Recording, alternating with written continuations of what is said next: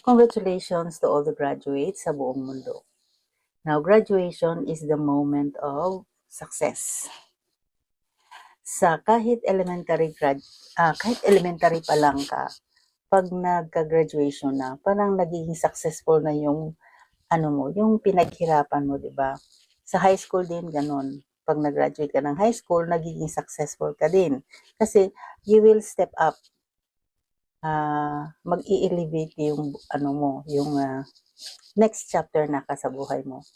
And then pagka-college din, okay? So in the elementary, after the graduation sa elementary, yung mind mo is nag-throwback. Elementary, high school, or college, gano'n. Yung mind mo is nag-throwback. So, anong ginawa mo? Bakit ka naging successful? Gano'n. Anong ginawa mo? Bakit ka nakagraduate? Anong paghihirap ang naranasan mo bago ka nag-graduate? Gano'n. So, yun, nagtuthrowback yun. Inaalaala mo yung mga activities, yung mga events na nangyayari sa chapter na yun. Ganun yun. Diba? So, that's also the moment of recollection na kung saan magiging happy ka habang iniisip mo yon kasi maganda ang story sa events na yon. Ganun. And then, may mga moments din na naging sad ka. Maibalik din yun sa isipan natin. Yan. So, yun ang maganda rin na segment sa ating buhay, ang pag-ala-ala sa mga nakaraan. Ganun. Kung bakit ka ngayon nandito na paangat na sa next chapter sa life. Yan. So, napakagandang alaala kahit masaya man or hindi. Ang ganda mong balikan. Dahil yun po ay nagbibigay sa iyo ng encouragement or yun bang gabay upang makapunta ka sa sunod na chapter sa ating buhay. Ganon. Okay? So, after that, siguro mga isang linggo, gano'n, na iniisip mo yun palagi, na nag-throwback ka talaga. And then, doon mo ma-realize na kapag, pag magtiyaga ka mag-aral, kapag sinabayan mo ng dasal, ay magtatagumpay ka. Ganun po yun. So, sa mga mag-aaral pa sa sunod, sikapin mong maging mabuting estudyante. Yun. Sikapin mong ma-inspired ka habang nag-aaral ka. Alam ko ang pagiging estudyante ay hindi madali. May mga paghihirap financially, may mga paghihirap emotionally, may mga paghihirap physically, ganun. Pero malalampasan yun kung magtiyaga, ganun. Sa tulong din ng pagdadasal, and then sa gabay ng magulang, ganun. So, kapag dyan ka na sa pagiging estudyante mo, kailangan na you have to give life to it, to what you are doing. Ganun. Okay, so mag-aral ka ng mabuti. Huwag pabayaan ang sarili. Kasi ang ating health is, yun ang natin yun ang magbibigay sa atin ng tagumpay sa ating mga pangarap. Ganun. Kasi kapag healthy tayo, makagawa tayo ng maganda, magiging successful tayo sa ating mga ginagawa. Ganun. Kasi yun ang ating yung gabay, yung nabigay sa atin ng lakas. Okay? So, kaya huwag masyadong maglakwat siya kapag sa panahon ng klase. And then, mag-aral. And then, sumunod sa mga utos ng magulang. Ganon. Upang magkakaroon ka ng magandang alaala. Ayan. Kasi kapag wala kang ginagawang maganda, maalaala mo rin yon someday na wala ka palang magandang nagawa. Yan. So, kailangan magkaroon ka ng magandang alaala. Ayan. So, mag-aral habang estudyante ka pa. With the prayer, ganun, upang maging successful. Kasi hindi naman para sa iba itong gagawin mo, para rin sa sarili mo. Ganun yun. And then, kapag naging successful ka na, magiging contented ka na, magiging komportable ka na, and then magiging masaya ka na. Kasi, magkaroon ka ng magandang buhay. Ganun. Okay? So, to the graduates, nasa high school pa lang, mag-aral ka ng mabuti sa susunod na chapter. Yung pagiging senior high mo na. Yan. So, mag-aral ka. Huwag mag-isip ng mga negatibong bagay na magbibigay sa iyo ng kapahamakan. Yan. Be open to your parents.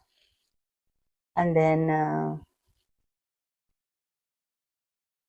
makinig sa magulang. And then, kasi kapag open ka sa parents mo, maisabi mo lahat ng mga kung anong nasa loob mo. So, kapag masabi mo yun lahat sa magulang mo, kung ano yung nararamdaman, kung ano yung nasa puso mo, magiging magaan sa'yo. And then, magiging happy ka sa buhay mo. And then, magiging magtagumpay ka sa mga pag-aaral mo. Ganyan. So, huwag itago kung anong nasa puso mo, isabi mo sa magulang mo. And then, pwede naman isabi mo sa mga kaibigan mo, pero hindi yun nakakatulong. Kasi kung ano ang problema mo, halimbawa, may problema ka sa school, o magulang mo, sabihan mo. Ang teacher mo ang sabihan mo. You talk to your teacher, ganyan. Kasi yung teacher is nagbibigay yun ng advice para sa'yo. Ganon. So, open to your parents and to your teacher. Kasi maintindihan ng teacher kung sino ka, kung sasabihin mo sa kanya. Ganon. Kasi kapag sa mga friends lang, hindi masyadong walang solusyon yon na maibigay. Kasi bata pa rin sila eh. Magbibigay yun ng comfort, pero hindi makapagbigay ng mabuting solusyon. Ganon. So, pero kung sa magulang mo isabi, mayroon ng solusyon, mayroon pang comfort. Ganon. Kasi mahal kayo ng mga magulang. Then, sa teacher mo din, isabi mo yung problema mo, maiintindihan ka. And then, magiging magaan sa kalooban mo kapag nailabas mo yung problema mo. Ganon. Okay? And then, ganon. So, magiging matagumpay ka kung pagsisikapan mo. Okay? And then, so after ka nag-throwback, halimbawa high school ka, nag-graduate ka na, isang linggo kang mag-throwback, anong mga masasayang mga events na nangyayari sa high school life mo. And then, maalaala mo din yung mga negatibo mong mga ginagawa. Kasi lahat yun magbabalik sa utak mo eh. And then, yung mga negative, magbibigay yun ng lesson sa iyo. Okay? Kasi, yun ang magbibigay sa iyo ng paraan upang baguhin mo ang mga pagkakamali mong nagawa. Ganun. And then, yun namang mga pangyayari na mga positive, mga masasayang activities, continue mo yun. Okay? So, after that, mag-step up ka na. Isipin mo na, kung high school ka, Isipin mo na susunod mayroon ka pang senior high school nga pupuntahan. Paghandaan mo yun. Una is health. And then, give time to your vacation moments. Okay? So, habang hinahanda mo yung sarili mo, yung health mo, kaya kahit bakasyon, huwag masyadong maglakwatsa. Alagaan ang sarili. Okay? And then, magsaya ka. Para bang, shift na yung utak mo. Nag-aaral ka, di ba? And then, vacation time. So, maging masaya ka, gumawa ka ng mga activities na mag-shift yung sa utak mo, ganun, nga. Hindi mo na iisipin yung pag-aaral mo kasi iba na yun di ba? And then, pagkatapos ng vacation, of course, tutulong ka sa magulang mo, di ba? And then, pagkatapos ng vacation, pag-enrollment na sa susunod, ayun, maghanda ka na mag-foresee. Ano kaya mga lessons ang i-discuss ng teacher sa senior high? Ganon. Kasi ganyan din ako no? Nung pag-graduate ko ng high school, yan, kinalimutan ko mag-aaral ko na kasi nag-focus ako sa, kasi working ako Kaya nag-focus ako sa trabaho, hindi ko naisip, kasi yun ang technique ko na kailangan mag-shift yung anong nasa utak ko. Kailangan kailangan na pag-opening next school year,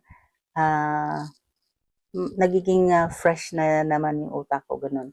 So, ayun, pag simula na sa pag-college na, kasi wala kaming senior high noon, pag simula na ng college, pag-enroll na, ayan, ando na. Ang ano bang nasa utak ng mga estudyante na papasok sa college? Ano kaya ang mga subjects sa college? Ganon. Ano kaya ang mga topics na i-discuss doon? Ganon. And then, ano kaya ang mga klase ng teacher mayroon kami? Ganon. Yun ang mga nasa isip namin. So, hindi namin ma-foresee kung anong mayroon sa college. So, yun lang. What if? What is in there? And then, pag simula na ng pag mayroon ka ng prospectus, ano ba yun, yung mga mayroon ka ng guides o mga lessons, ayun na. So doon mo na mag-start ka ng basa. Ano ba yung nandito? Ano ba yung nandito? Upang hindi ka lutang pagpasok mo sa classroom. Ganon. So, ganon po yun. Every chapter has memories. Okay. So, mag-flashback ka always. Kasi yun ang magbibigay ng guide sa'yo. And then, yun po rin ang sa'yo na nagiging successful ka pala. Yung mga negative mo ay kailangan mong baguhin. Yung mga positive mong nagawa ay kailangan mong continue. And then, cherish. Ganon. Okay? So, hanggang dito na lang po. And then, sana naman may natutunan kayo sa mga tips. Yung mga experience ko na nagiging experience nyo naman rin. Kahit high school graduate pa kayo, alam ko mayroon na kayong mga experience ng ganun. By the way, kapag nag-aaral ka,